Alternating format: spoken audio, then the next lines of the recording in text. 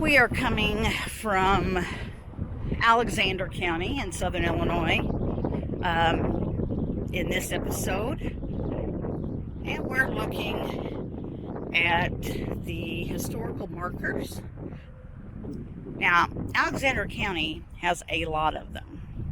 This one is describing Cairo, Illinois. Now, I know for those of you that are not from this area, it looks like Cairo. Yes, it was named after Cairo, Egypt. However, we pronounce it Cairo, Illinois. And this is talking about the founder, who was a French Jesuit. And he reported as early as 1721 about this land at the confluence of the Mississippi and Ohio rivers, that it would be a strategic location for settlement and fortification.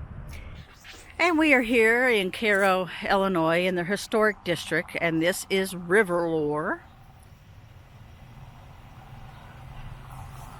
Built in 1865.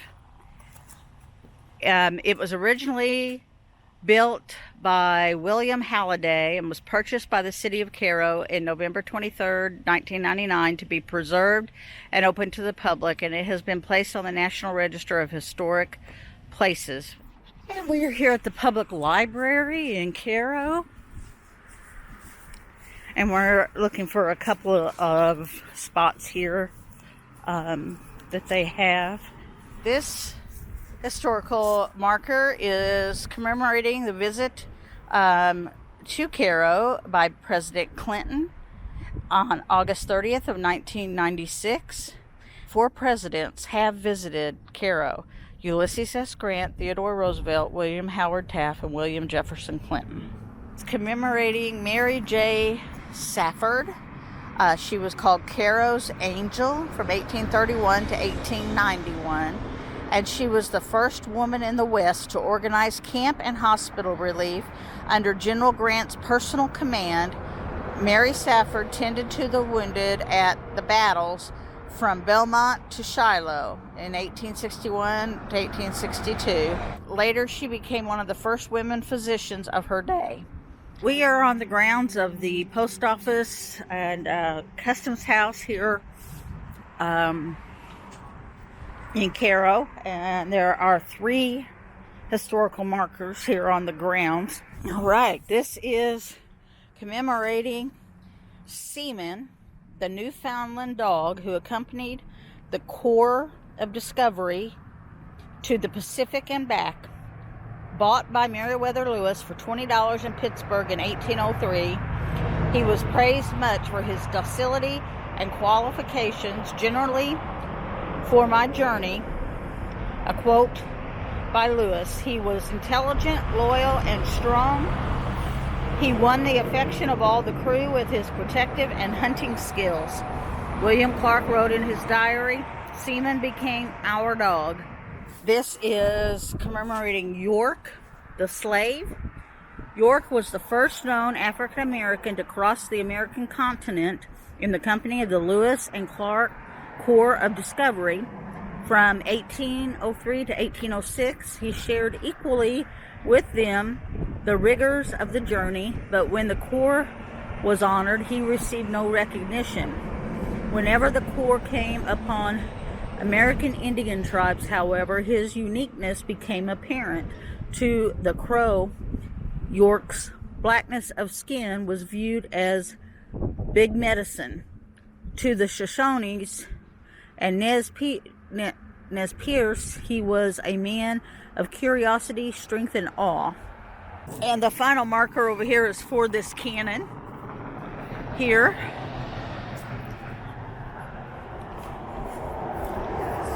And this is the Duncan Cannon. William B. Duncan, chairman of the Mobile and Ohio Railroad, presented this Rodman smoothbore cannon to the city of Cairo as a gift May 27, 1905. The gun saw action for both sides of the Civil War at Fort Morgan, Mobile, Alabama.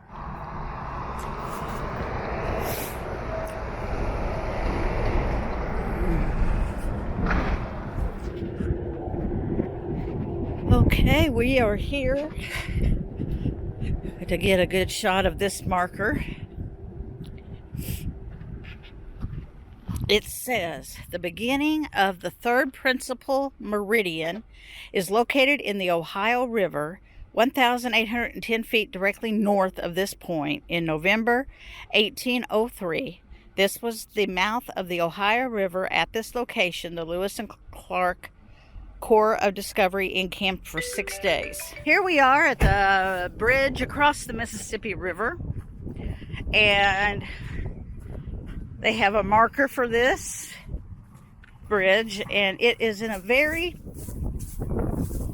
hard to get to area. Here is the Mississippi River Bridge, erected by Caro Bridge and Terminal Company, 1929. Purchased in the public interest March 24th, 1942 by the Caro Bridge Commission. So there we go, the bridge across the Mississippi. Okay, we're here at the entrance to Fort Defiance State Park, which is where the confluence of the Ohio and Mississippi River are. And there's several of these historical markers right here that we're going to grab.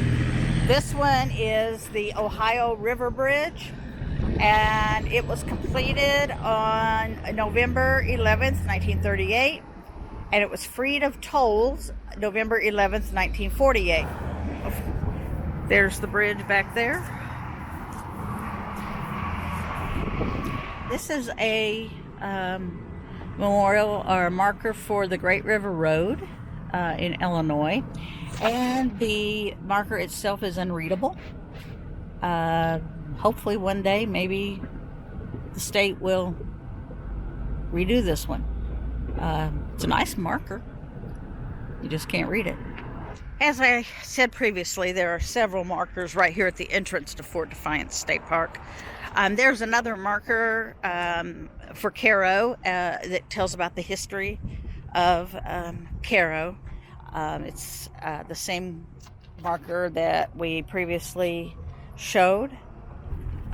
This talks about the confluence where the rivers meet, and now this talks about the Cherokee Nation and how of course the Trail of Tears did go through this area, and again the land and water routes, and how Caro, how important Caro was, and its role in the Trail of Tears. They went both ways, by water and by land. Lewis and Clark came through this area. This is the Corps of Discovery on November 14th, 1803, at the confluence of the Ohio and Mississippi rivers.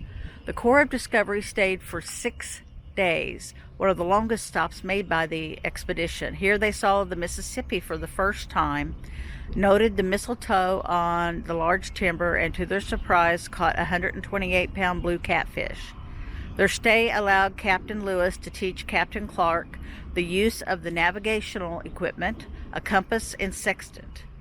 Because the third principal meridian begins at the mouth of the Ohio, astronomical observations at this point were crucial.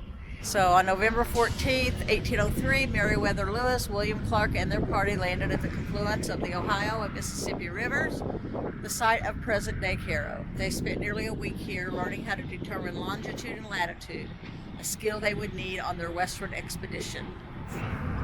And there's the sign marking the third principal meridian directly north of this point. And this is where, again, the Lewis and Clark Corps of Discovery encamped for 6 days. This is proceeding on. The marker, unfortunately, has been damaged a little bit. There was a map there, a nice on the thing on the marker, but this talks more about the Meriwether Lewis and William Clark Corps Discovery, and this is where they learned celestial navigation and surveying skills. Lewis was instructing Clark using the sextant, octant, artificial horizon, and reference tables, and they obtained the first longitude and latitude data they would use during the exhibition. So this was a very important stop for them. And the sculpture here is called Proceeding On. This is the meeting of the rivers, long known to the Indians who used the two great rivers as highways for trade and war. This junction of the Ohio and the Mississippi was first sighted by Europeans when Marquette and Joliet glided past in 1673. 10 years later, La Salle explored the area and established France's claim to the Mississippi Valley.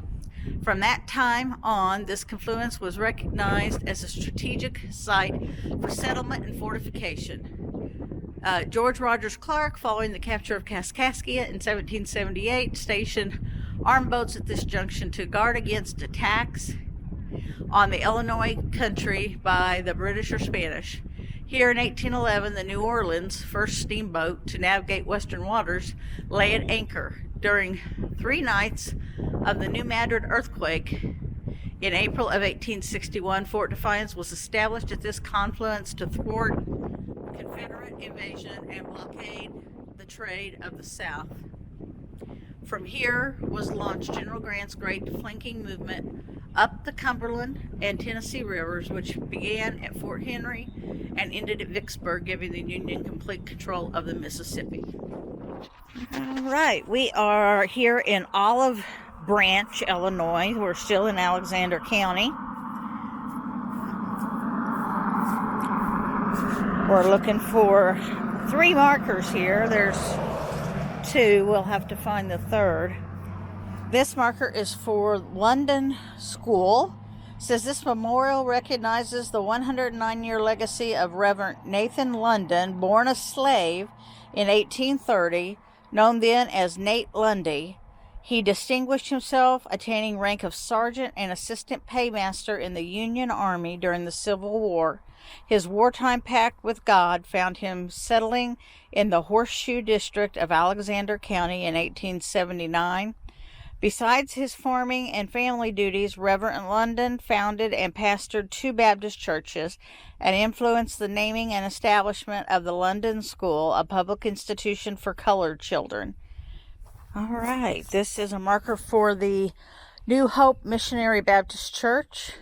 The church was founded by Reverend Nathan London in 1882 and was located near this section of road. The cornerstone, unearthed a few yards west, was donated by his family to the Caro Custom House. This is the marker for the Old London Farm. And it says in 1879, Nathan London of St. Louis, bought this 20-acre land tract. His son, Fillmore, was deeded the land. Now the Joseph Blakemore family owns it. All right, we are here in Thebes, Illinois, still in Alexander County, right on the river. It's the Mississippi.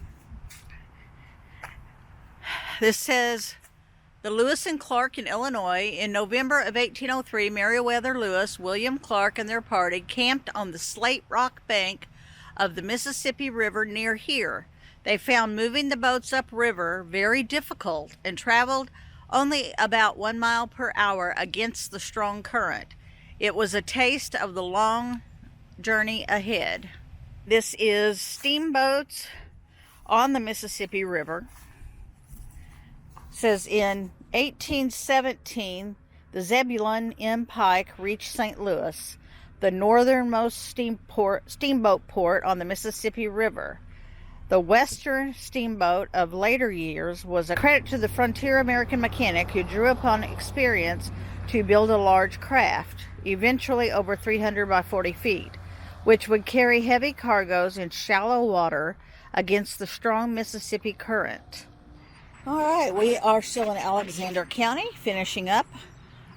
We are right across the river from Cape Girardeau, Missouri. And this sign says, "Welcome to Illinois." In 1673, Louis Joliet and Father Jacques Marquette explored the Illinois country for France. By the 1763 treaty ending the French and Indian War, this area passed to England. During the American Revolution, George Rogers Clark's men captured it for the Commonwealth of Virginia. Illinois was later governed as part of the Northwest Territory, Indiana Territory, and the Illinois Territory. In 1818, Illinois entered the Union as the 21st state. So that's it for Alexander County.